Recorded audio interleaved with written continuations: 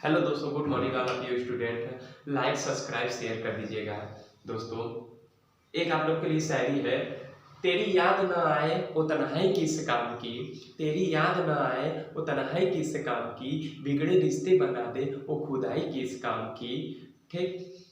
बेशक जाना है हमें अपनी मंजिल की ओर, बेशक जाना है हमें अपनी मंजिल की ओर, लेकिन जहां से अपने न दिखाई दे वो ऊंचाई किस काम की, जहां से अपने दिखाई न दे वो ऊंचाई किस काम की। सवाल दोस्तों है, चौथा सवाल है वास्तविक संख्याएं से भाग 2 का।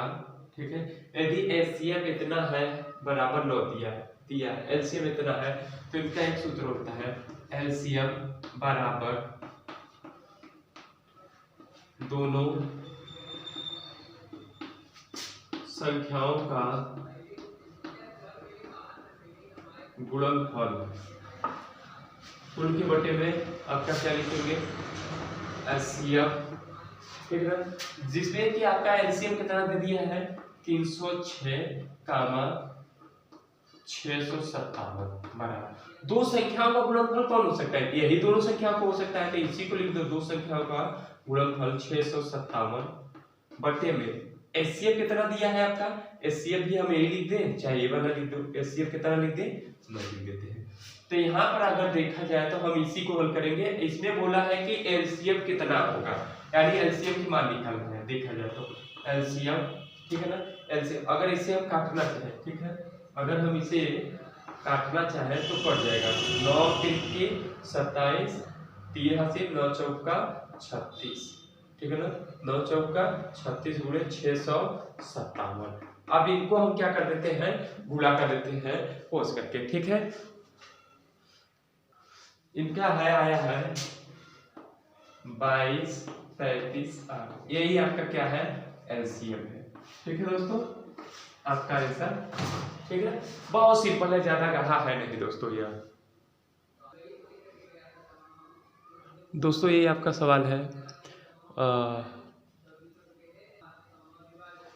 यदि एचसीएफ कोष्टक में 225 का 60 बराबर 225 गुणे 5 माइनस 10 एक्स, तो एक्स का मान ज्ञात है। बहुत सिंपल है। पहले हम क्या करते हैं, एचसीएफ कितना है उसको निकाल लेते हैं। तो 225, अगर 225 का एचसीएफ हम निकालेंगे तो आपका अगर देखा जाए तो 15 का है, क्यूब है। अरे 15 का स्क्वायर है तो 15 में 3 3 दो बार है 5 5, यानी 3 गुणे 3 गुणे 5 और गुणे 5। अगर ये सभी का गुणा करेंगे तो इतना आ जाएगा। फिर कितना बचा आपका 60, 12 पंजे 60, यानी 2 2 3 5, यानी 2 गुणे 3 गुणे 5। अब इसमें जिनका जोड़ा बनेगा, एक है 5 का बन गया, एक ही खाली 3 का बन गया, आपका यही एचसीएफ हो जाएगा। ठीक है, एचसीएफ कितना होगा 3 गुणे 5 बराबर क्या लिखेंगे 15। अब बोला है एचसीएफ बराबर आपका इतना है, यानी अब सवाल लिख देते हैं एचसीएफ बराबर कितना है आपका 225 गुणे 5 माइनस 10 एक्स। एचसीएफ कितना बच्चा है आपका 15 है, तो यहाँ पर क्या लिख देते हैं हम 15 बराबर, यानी 225 में अगर हम 5 का गुणा कर दें, 225 में अगर हम 5 का गुणा कर दें तो बहुत सिंपल, 5 बच्चे क्या हो जाएगा आपका 25, 5 दूनी 10 से 11, 5 दूनी 10 से 11, 1100 कितना आ जाएगा 15, माइनस क्या लिखेंगे 10 एक्स, माइनस कितना हो जाएगा आपका 10 एक्स हो जाएगा।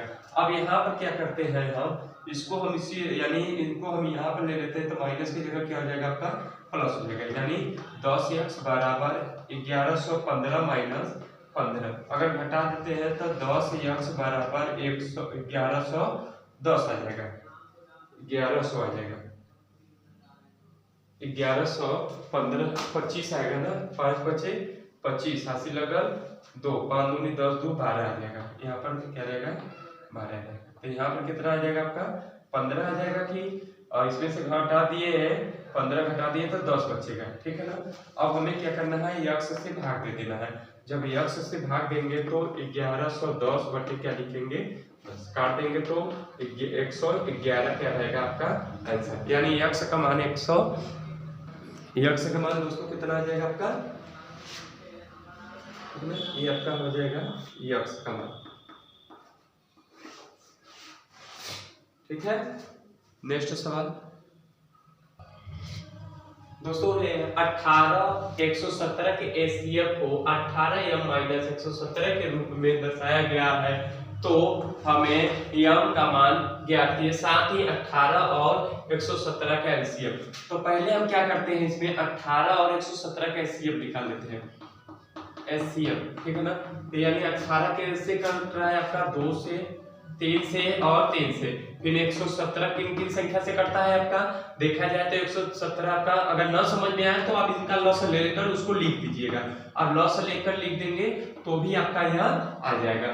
13 3 39 39 के 117। अब इनमें क्या हो रहा है आपका, है इनका जोड़ा हो गया और फिर उसके बाद एक ही जोड़ा, यानी यहाँ पर देखा जाए तो आपका एचसीएफ कितना हो जाएगा आपका, यानी 18 और 117 का एचसीएफ आपका कितना आ जाएगा आपका 9, क्योंकि 3 का गुणा 3 में एक इसका हो गया, एक इसका हो गया, इसमें कर दिया जितना आ गया। अब साथ में हम क्या करते हैं, एचसीएफ तो आ गया है आपका, अब यहाँ पर एचसीएफ का कितना मान दिया, यानी एचसीएफ बराबर आपका कितना दिया है 18m माइनस 117, यानी एचसीएफ कितना दे दिया है 9 दे दिया, तो यानी 18m, ठीक है ना, माइनस 117, यानी माइनस ही इस साइड में आएगा तो क्या हो जाएगा आपका प्लस, यानी 9 प्लस 117 बराबर 18m, ठीक है ना। अब इनको जोड़ देते हैं, जब इनको हम जोड़ेंगे तो 9 और 7 कितना हो गया 16 हो गया, ठीक है ना, 9 और 16 हो गया, 1 और 2 126 बराबर 18m, ठीक है ना।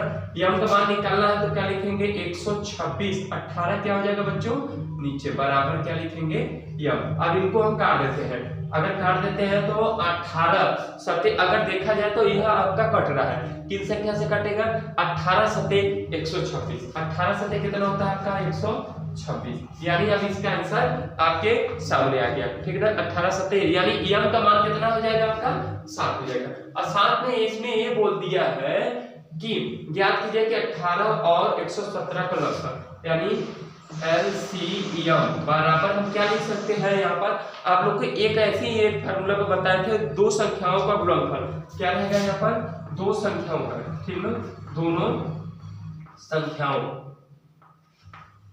का गुणनफल, ठीक है ना, प्लस बटे में क्या लिखेंगे एलसीएम।